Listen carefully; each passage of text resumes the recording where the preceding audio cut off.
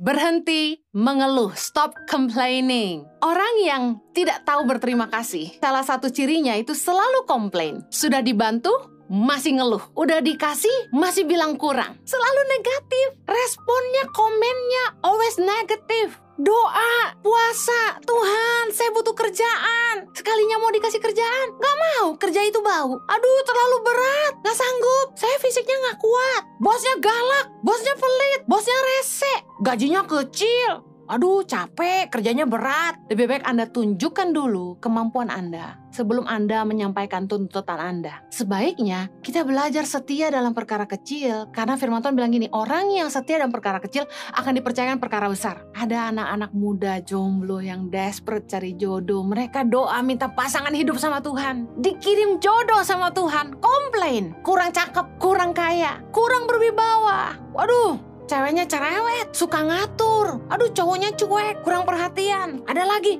kurang tinggi, kurang keren, kurang putih. Komplainnya banyak. Saya mau ingatkan bagi Anda yang mungkin suka komplain, suka ngeluh tentang hidupmu. Hey, hati-hati, jangan sampai Tuhan menjawab sesuai dengan keluhanmu. Jangan sampai Tuhan menjawab sesuai dengan sungut-sungut kita.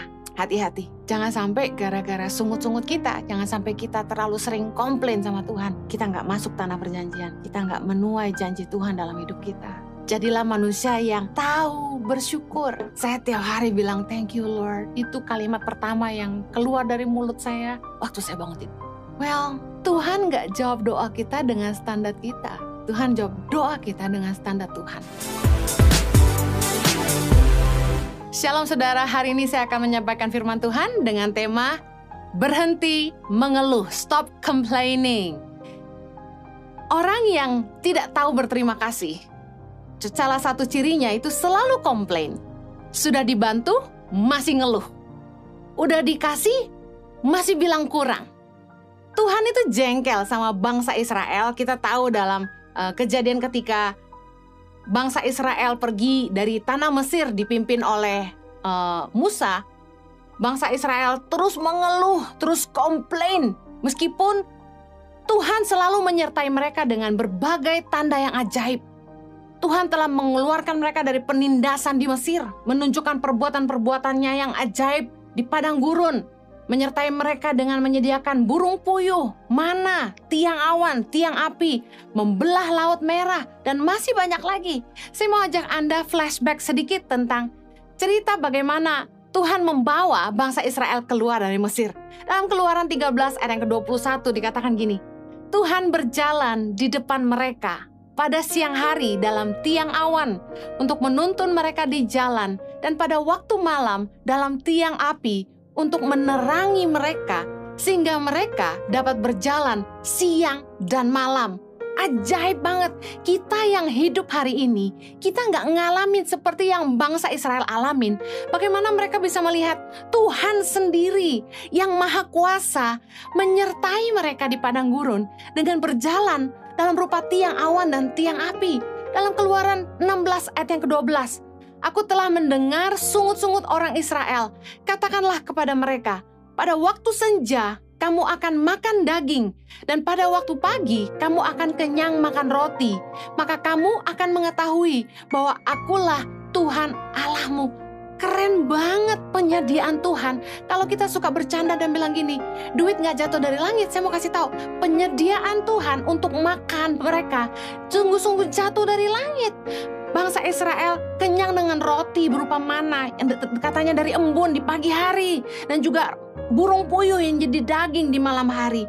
Betapa kerennya penyertaan Tuhan, segitu ajaib dan luar biasanya. Mari kita lihat lagi dalam Yosua 4 ayat 23. Sebab Tuhan Allahmu telah mengeringkan di depan kamu air sungai Yordan, sampai kamu dapat menyeberang seperti yang telah dilakukan Tuhan Allahmu dengan laut Teberau yang telah dikeringkannya di depan kita, sampai kita dapat menyeberang, supaya semua bangsa di bumi tahu bahwa kuat tangan Tuhan, dan supaya mereka selalu taat kepada Tuhan Allahmu. Kalau ada orang yang gak percaya bahwa Tuhan itu ada, saya bingung, karena kejadian yang luar biasa ini, Tuhan yang maha kuasa, sang pencipta alam semesta, dia sendiri yang menyatakan dirinya dengan begitu hebatnya. Di tengah-tengah bangsa Israel, Tuhan tidak hanya menjatuhkan burung puyuh sebagai makanan atau mengubah embun jadi roti bagi mereka. Tuhan juga berjalan di depan bangsa Israel sebagai tiang awan dan tiang api. Dan yang lebih dahsyat lagi, Tuhan membuat mujizat membelah laut merah menjadi permukaan yang kering untuk dilewati oleh bangsa ini. Dan bagaimana para serdadu Mesir, kemudian kereta kuda Firaun, semuanya mati di dalam terjangan ombak. Ketika laut itu menutup kembali, betapa dahsyatnya Tuhan dan terlalu luar biasa. Betapa beruntungnya bangsa Israel, karena mereka melihat sendiri dan mereka ngalami Tuhan sedahsyat itu. Kita yang hari ini hidup, kita hanya bisa berdoa dan beriman. Meskipun saya yakin dalam hidup kita orang percaya, kita juga mengalami keajaiban-keajaiban Tuhan seperti saya sendiri. Bagaimana mungkin seorang Henny Kristianus, Yohanes Kristianus, kami hanya pendeta kecil, bisa dipercaya Tuhan kasih makan ribuan anak di Indonesia. Kalau bukan Tuhan itu siapa? Tapi saya mau katakan gini, bangsa Israel ini spesial banget. Mereka ngalamin Tuhan sungguh-sungguh dengan begitu hebatnya. Tapi berkali-kali mereka membuat Tuhan itu marah. Dalam Bilangan 11 ayat yang pertama, pada suatu kali bangsa itu bersungut-sungut di hadapan Tuhan tentang nasib buruk mereka. Dan ketika Tuhan mendengarnya, bangkitlah murkanya. Kemudian menyalahlah api Tuhan di antara mereka dan merajalela di tepi tempat perkemahan. Lalu berteriaklah bangsa itu kepada Musa dan Musa berdoa kepada Tuhan, maka padamlah api itu. Ada lagi dalam Bilangan 14 ayat yang ke-27. Berapa lama lagi umat yang jahat ini akan bersungut-sungut kepadaku? Segala sesuatu yang disungut-sungutkan orang Israel kepadaku telah kudengar. Tuhan tuh capek dengan keluhan, sungut-sungut, komplain dari bangsa Israel yang udah melihat begitu dahsyatnya penyertaan Tuhan, tapi tetap aja mereka komplain. Ini tadi saya bilang, orang yang tidak tahu berterima kasih, ciri-cirinya itu gini, selalu ngeluh meski udah dibantu, selalu komplain, ada aja yang kurang, selalu negatif, responnya, komennya always negatif. Bayangin, mereka bersungut-sungut di depan Tuhan tentang nasib buruk mereka. Bayangin, mereka nggak senang dengan keadaan di padang gurun, mungkin panas, saya kebayang ya. Dan yang lebih dahsyat gini, mereka mulai bosen sama makanan yang Tuhan kasih ke mereka. Mari kita lihat dalam Bilangan 21 ayat ke-5. Lalu mereka berkata-kata melawan Allah dan Musa. Mengapa kamu memimpin kami keluar dari Mesir? Supaya kami mati di padang gurun ini? Sebab di sini tidak ada roti dan tidak ada air. Dan akan makanan hambar ini kami telah muak. Astaga. Ayat ke-6, lalu Tuhan menyuruh ular-ular tedung ke antara bangsa itu yang memagut mereka, sehingga banyak dari orang Israel yang mati. Mari belajar sama-sama dari kesalahan bangsa Israel. Kita yang hidup hari ini, kita pasti ngarepin Tuhan tuh benar-benar menampakkan dirinya kepada kita. Lalu kita pikir kita akan jadi orang percaya yang lebih beriman. Kenyataannya bangsa Israel, mereka lihat penyertaan Tuhan segitu dahsyatnya, keajaiban Tuhan di depan mata. Tetap aja ngeluh gak karu-karuan. Bahkan berani marah sama Musa dan kepada Tuhan. Dan bilang muak sama makanan hambar. Jadi saya langsung ngebayang, oh roti mana itu berarti hambar. Iyalah ya, di padang gurun, burung puyuh jatuh mereka bakar, mungkin gak ada garam, gak ada lada gitu kan. Tapi bisa makan daging tiap hari tuh apa gak luar biasa? Mereka ngeluh dan ngeluh, mereka bersungut-sungut. Dan berkali-kali mereka bikin Tuhan jengkel dan marah sama mereka. Saya mau kasih tahu, bukankah kita juga seringkali bersungut-sungut sama Tuhan? Kita ngomel sama Tuhan, kita ngeluh tentang hidup kita. Kita gak mengucap syukur. Dan ketahuilah bahwa Tuhan tuh gak suka dengar sungut-sungut kita. Tuhan tuh gak suka dengar kita tuh ngeluh. Karena itu berhentilah mengeluh. Stop complaining. Jangan suka bilang, aduh nasib buruk, aduh hidup gue susah. Berhenti mengeluh. Jangan mulai komplain tentang apa yang kita gak bisa miliki. Tapi mari syukuri apa yang Tuhan sediakan hari ini. Mari belajar dari bangsa Israel. Mereka gak cuma gak tahu berterima kasih. Mereka gak cuma sering mengeluh. Mereka malah kurang ajar sama Tuhan dan Musa. tapi mereka juga malah tidak setia. Sudah dibela, masih nggak setia. 2 Raja-Raja 17 ayat 9. Dan orang Israel telah menjalankan hal-hal yang tidak patut terhadap Tuhan, Allah mereka. Mereka mendirikan bukit-bukit pengorbanan dimanapun mereka diam, baik dekat menara penjagaan maupun di kota yang berkubu. Jadi mereka masih menyembah berhala. Mereka juga satu kali kumpulin semua emas, perhiasan, mereka lebur, mereka bikin patung ini, patung itu, mereka sembah, lembu dan sebagainya. Tuhan marah sama mereka. Mereka gak ada takutnya sama Tuhan. Sama seperti kita. Tuhan udah nolong kita, Tuhan udah berkati kita. Tapi kita gak tahu berterima kasih, kita masih komplain, dan kita gak setia sama Tuhan. Tahukah Anda bahwa kita tuh punya Tuhan yang pencemburu? Ulangan 4 ayat 24 berkata, sebab Tuhan Allahmu adalah api yang menghanguskan, Allah yang cemburu. Kita punya Tuhan yang cemburu. Jangan sampai kita mengasihi siapapun atau apapun lebih daripada Tuhan. Kita harus menomorsatukan Tuhan dalam hidup kita. Bahwa selain Dia tidak ada yang lain. Saya mau ingatkan bagi Anda yang mungkin suka komplain, suka ngeluh tentang hidupmu. Hey, hati-hati, jangan sampai Tuhan menjawab sesuai dengan keluhanmu. Jangan sampai Tuhan menjawab sesuai dengan sungut-sungut kita. Mari kita belajar dari Bilangan 14 ayat 29. Di padang gurun ini, bangkai-bangkaimu akan berhantaran. Yakni semua orang di antara kamu yang dicatat, semua tanpa terkecuali yang berumur 20 tahun ke atas. Karena kamu telah bersungut-sungut kepadaku. Akibat bangsa Israel terus menggerutu, terus bersungut-sungut, terus mengeluh, dan bahkan tidak setia sama Tuhan, maka banyak dari bangsa Israel yang akhirnya tidak masuk ke tanah perjanjian. Mereka mati di padang gurun. Tuhan sudah terlalu marah sama mereka. Hati-hati.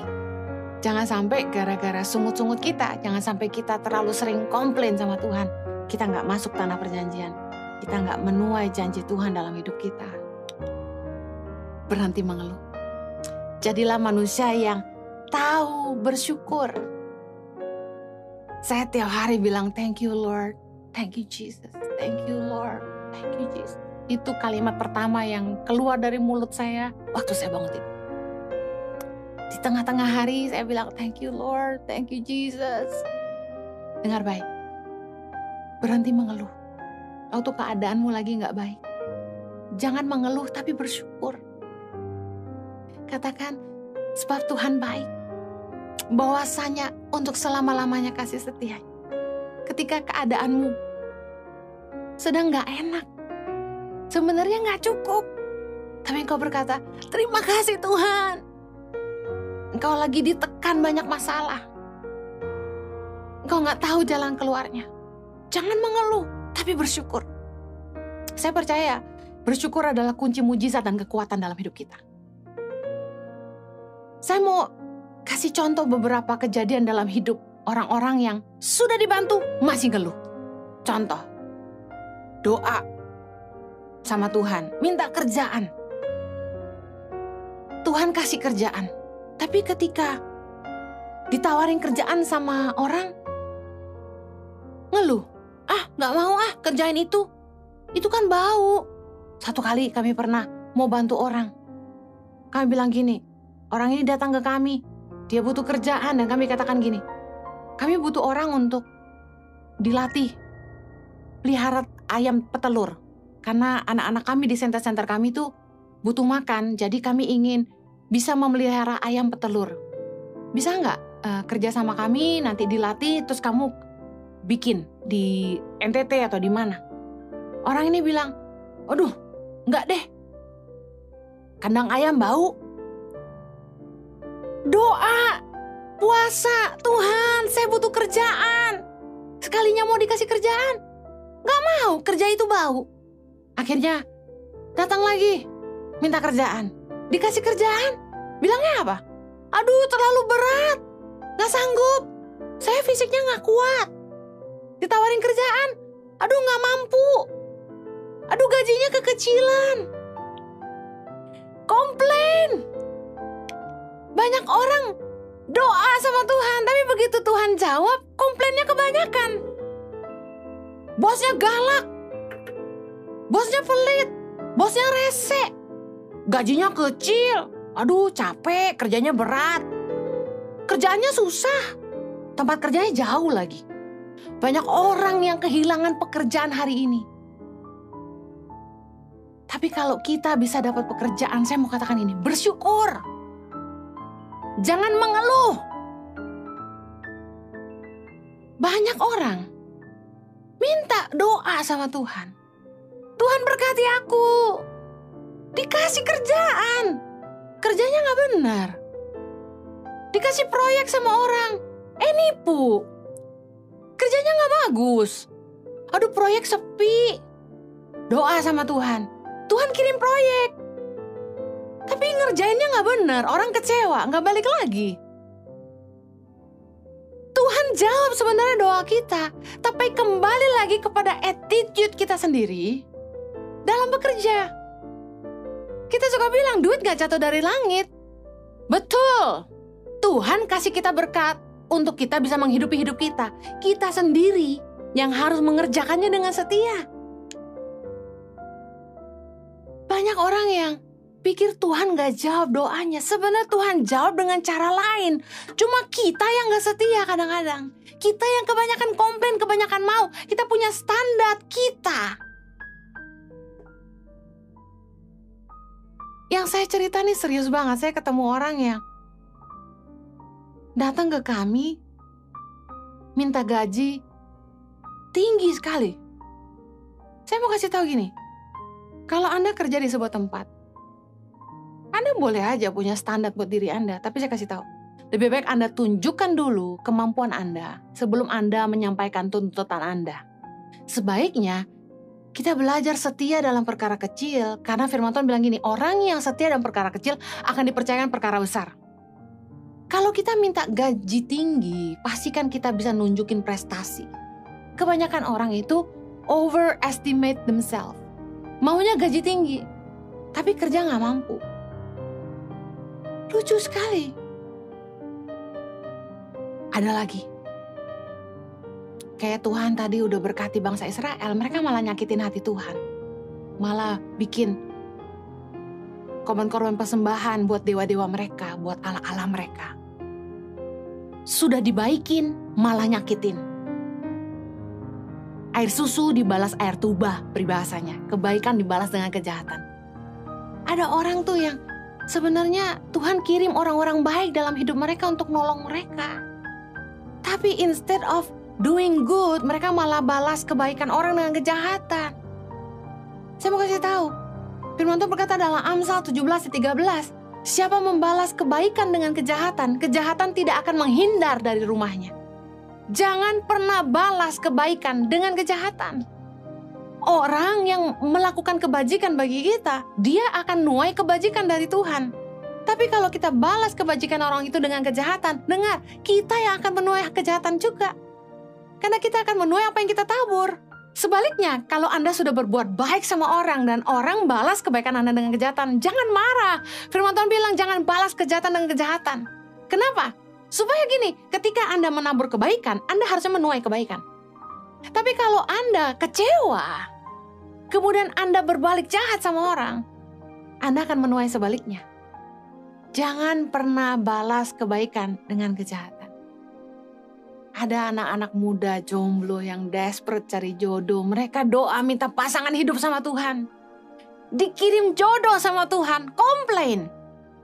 Kurang cakep, kurang kaya, kurang berwibawa. Waduh, ceweknya cerewet, suka ngatur. Aduh, cowoknya cuek, kurang perhatian. Ada lagi, kurang tinggi, kurang keren, kurang putih. Komplainnya banyak. Well, Tuhan gak jawab doa kita dengan standar kita.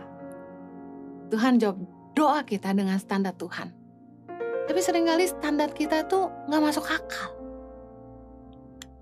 Dengar baik. Satu kali saya punya teman.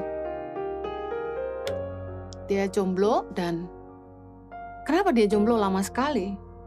Karena dia punya standar tuh luar biasa. Dia cari cewek tuh harus yang super duper cantik.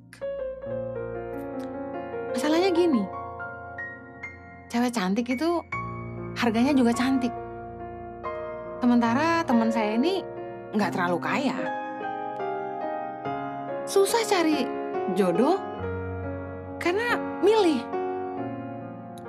Satu kali dia dapat cewek yang cantik banget, tapi nggak bisa kerja. Udah tahu ceritanya kalau nikah cewek ini bakal ngandelin hidup dari dia. Sanggup berapa setiap bulannya? Kan gitu pertanyaannya. Tapi puji Tuhan akhirnya mereka nggak jadi nikah.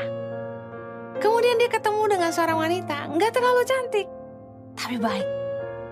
Dan luar biasa, mereka nikah. Dan cewek ini rajinnya minta ampun. Di masa sulit, di masa pandemi, di saat sang suami teman saya ini nggak bisa menghasilkan, istrinya jadi pahlawan. Bukankah banyak wanita-wanita di masa pandemi ini jadi pahlawan yang menyelamatkan keluarganya? Saya bangga sama para wanita. Wanita-wanita hebat dan wanita-wanita kuat yang menjadi penopang suami, yang menyelamatkan rumah tangga, yang meskipun menghasilkan tapi nggak membuat suaminya kecil hati. Wanita-wanita hebat Tuhan bangkitkan di masa-masa sulit ini. Istri teman saya ini yang akhirnya meskipun suaminya nggak bisa menghasilkan, dia nggak komplain. Dia kerja, suaminya bisa makan. Saya bilang, saya tarik satu pelajaran. Kalau dulu teman saya ini pakai ukuran dia harus dapat wanita yang cantik jelita. Sementara yang cantik-cantik itu nggak mau kerja, mau jadi rumah tangga, sosialita. Asal berani berapa gitu kan. Nah sementara yang akhirnya dia nikah ini nggak terlalu cantik, tapi akhirnya menyelamatkan dia di masa sulit. Saya mau kasih tahu, standarnya Tuhan itu selalu lebih baik. Kita sebagai manusia yang selalu pakai mata, kita pakai ukuran kita. Sementara kita nggak tahu apa yang sebenarnya yang terbaik buat kita. Kita itu cuma bisa lihat sejauh mata memandang, tapi Tuhan itu bisa melihat sampai akhir hidup kita. Jangan komplain dengan keadaanmu hari ini. Bukankah Tuhan sudah sangat-sangat baik dalam hidup kita? Jangan terus mengeluh untuk hal-hal yang kita mungkin gak bisa miliki. Syukuri apa yang kita bisa nikmati hari ini. Count your blessing. Jangan membandingkan hidup kita dengan orang lain. Oh enak ya. Enak tuh jadi istrinya dia, enak tuh jadi suaminya dia. No, jangan bandingkan hidup kita dengan orang lain. Tiap orang punya berkatnya sendiri. Kalau kita bisa belajar mengucap syukur, kita akan bisa melihat apa yang sebenarnya Tuhan telah sediakan dalam hidup kita. Berhenti mengeluh.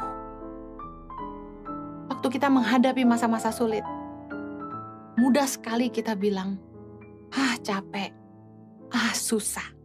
Tetapi saya mau ajak saudara, mari berhenti mengeluh dan mulai bersyukur.